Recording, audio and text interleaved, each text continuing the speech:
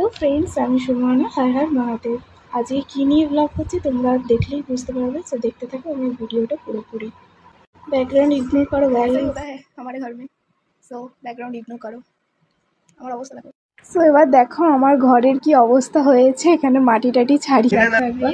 मेरी मम्मी ने मुझे बहुत ज़्यादा काम दे दिया है, तो काम तो करना पड़ेगा ना, क्योंकि हम ही और लड़की है। তো আমি এখানে নাটক মেরে মেরে কথা বলছি, তোমরা কিছু মনে করো না গাইস। काम करते हैं और দেখতে থাকো আমি কি কি করছি। আমাদের একটা জিনিস দেখাই, তো তোমরা ফার্স্ট টাইম এরকম একটা জিনিস দেখবে। তো দেখো, टेंटना कभी देखा है ऐसा झाड़ू?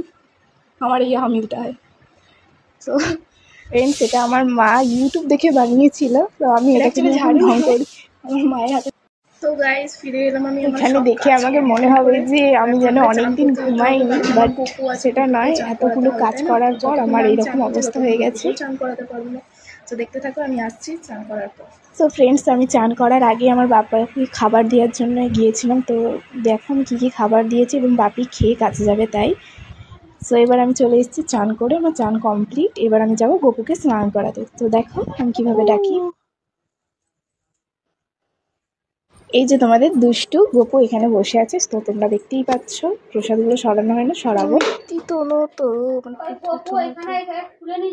বাড়ির এতই কাজ যে আমি আমার গপুকে খাওয়াতে এসেছি, স্নান করাতে এসেছি, মা তাতেও বক বক করছে। দেখো তোমরা। সো ফ্রেন্ডস, এখন আমরা গোপালকে স্নান করাবো। তো দেখতে থাকো আমি কিভাবে গোপালকে স্নান করাচ্ছি। আর এখানে এত কালো পিঁমড়ে হয়েছে যে বলার বাইরে, গোপালের গায়ে পর্যন্ত উঠে যাচ্ছে। তো আমি এখানে গোপালের পুরো স্নানের ভিডিওটা তোমাদের সাথে শেয়ার করিনি, কারণ সবটা শেয়ার করা যায় না। তোমরা যদি চাও তাহলে আমি এই বিষয়ে একটা নতুন বড় ব্লগ তৈরি করে দিতে পারি। তো দেখো আমি কীভাবে স্নান করাই ওকে। ফ্রেন্ডস, তোমরা ভাবতেই পারো যে আমরা স্টিলের জিনিসে খাই। হ্যাঁ, তো আমরা স্টিলের জিনিসেই খাই, কারণ স্টিলের জিনিসেই মানুষ সবসময় ব্যবহার করে থাকে। তো ফাইবারের জিনিসটা আমরা খুব কমই ব্যবহার করে থাকি কোনো অনুষ্ঠান হলে। আর গপুকেও এখানে স্টিলের জিনিসেই স্নান করাচ্ছি, পরে আমি ওর জন্য নতুন জিনিস আনবো। আমাদের মিষ্টি গপু এখন স্নান করছে, কি কিউট লাগছে তাই না?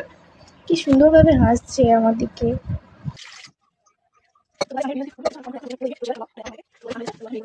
গপু এখন ভোগ গ্রহণ করবে, তাই আমি ওকে একটু আরতি করে নিচ্ছি।